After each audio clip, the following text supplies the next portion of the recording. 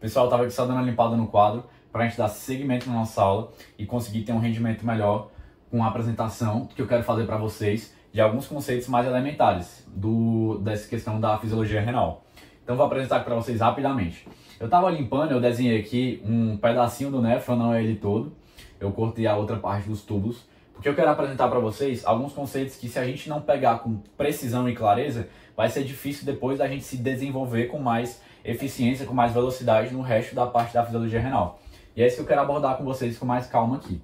Não vou apontar tudo, porque eu já fiz isso já no começo da aula, mas aqui a gente tem a nossa arteríola aferente chegando, formando aqui esse conjunto de capilares glomerulares, e aqui depois saindo a nossa arteríola eferente, que a gente tem a nossa cápsula de Bowman, o espaço de Bowman, e aqui a gente vai ter o nosso túbulo proximal, mais próximo à cápsula de Bowman, tá bom?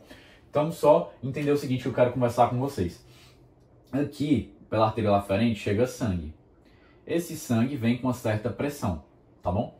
Então, esse sangue chega aqui com uma certa pressão, porque ele já vem do nosso coração, que bombeia para o resto do organismo, incluindo os rins, para os rins não é diferente. Esse sangue já vem com uma certa pressão, tá bom? E ele vai chegar com essa pressão, e essa pressão também vai ser transmitida aqui para os capilares glomerulares. Então, eu vou dar um zoom aqui rapidinho num capilar glomerular, para a gente entender só o seguinte, que é o capilar glomerular. Aqui a gente vai ter, mais externamente ao capilar glomerular, a lâmina basal e também algumas células chamadas de podócitos. Mas eu não vou abordar isso com vocês agora, essas outras estruturas, porque eu quero falar outras coisas antes. Então, estou só apresentando para vocês que existe, tá? Mas eu já vou comentar com mais calma com vocês. Eu quero só falar agora do capilar glomerular, uma coisa mais elementar, que é o quê? Aqui existe um líquido com um conjunto de células e também outras substâncias como água, eletrólitos e tudo mais, que é o sangue. E o sangue é dividido justamente em, de maneira simplificada, né, pessoal? Mas em plasma, em células. Os elementos, não só células, mas elementos figurados, né, que seriam as hemácias, os leucócitos e as plaquetas. E também, principalmente essas. E o plasma é composto de principalmente água e substâncias. É que eu não vou escrever todas, mas substâncias entendemos o quê? Eletrólitos, íons como sódio, potássio, cálcio, magnésio, etc. Outras substâncias como glicose, aminoácidos, proteínas, enfim. Já vou abordar isso com mais calma. Eu quero só focar no seguinte. Esse sangue que está aqui, como ele vem com a pressão, esse líquido vai exercer uma pressão na parede do vaso, aqui no caso do capilar glomerular. Essa pressão exercida é a pressão hidrostática.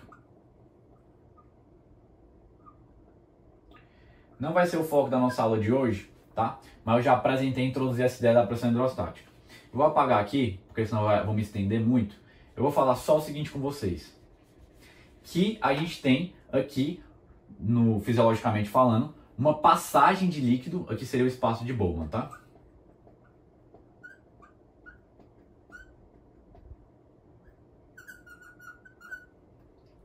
Não, o círculo aqui, que é o seu espaço de Bowman de maneira geral, tá? Essa região daqui, certo? Circulei só para ficar claro, essa região esbranquiçada. Aí a gente vai ter, em condições fisiológicas, uma passagem de líquido do capilar glomerular para o espaço de Bowman. O nome dessa passagem de líquido vai ser o quê? Filtração.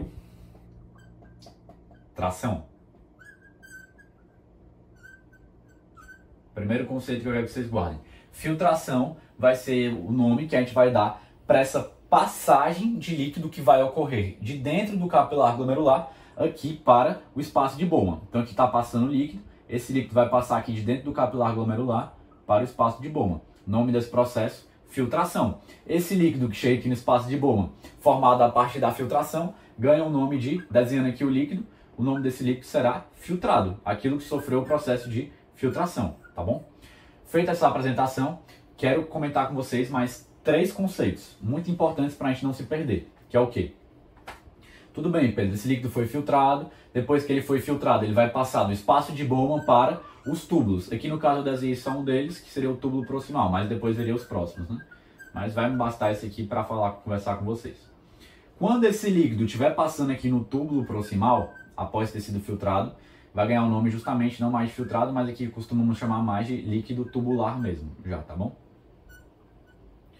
Quando esse líquido estiver passando aqui, ele pode sofrer basicamente dois processos. O que vai acontecer? Dois processos que vão alterar a composição desse líquido. O que você está falando, Pedro? Esse líquido está passando aqui e as substâncias presentes nesse líquido, seja a própria água, seja eletrólitos, glicose, aminoácidos, etc., podem sofrer um processo que eles estão aqui dentro, né?